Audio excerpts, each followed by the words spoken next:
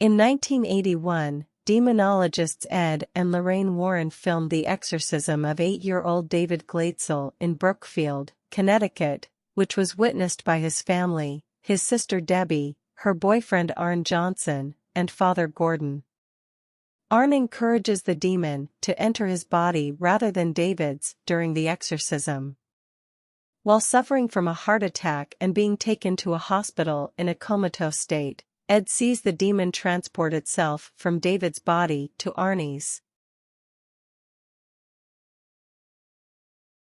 The following month, Ed awakens in the hospital and tells Lorraine that he saw the demon inhabit Arnie's body.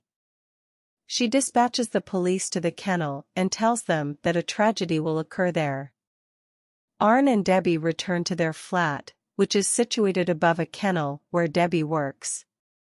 Under the sway of demonic possession, Arn murders his landlord, Bruno Sauls, by stabbing him 22 times. With the Warrens' support, his case becomes the first American murder trial to use demonic possession as a defense, culminating in the start of an investigation into David's original possession. Later, the Warrens find a satanic curse transmitted by a witch's totem and meet with Kastner, a former priest who previously dealt with the disciples of the Ram cult. He informs them that an occultist purposefully left the totem, resulting in the formation of a curse on the Glatzels and David's possession. The Warrens journey to Danvers, Massachusetts, to look into Katie Lincoln's death, who was also stabbed 22 times. Detectives discovered a totem at the house of Katie's missing friend Jessica.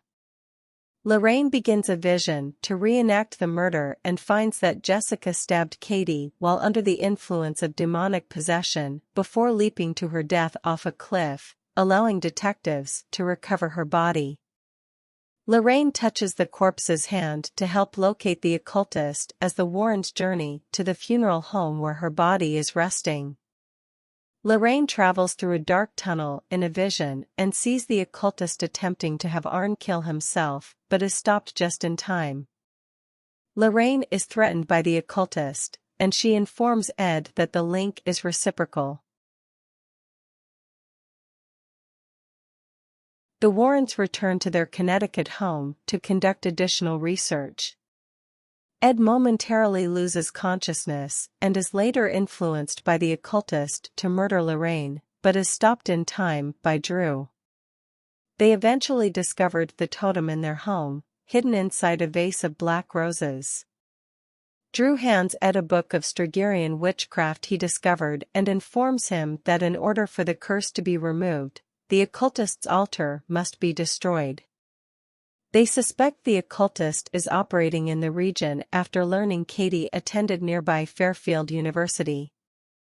Lorraine returns to Kastner for assistance, and he discloses that he had raised a daughter called Isla in violation of the Catholic Church's requirement of clerical celibacy.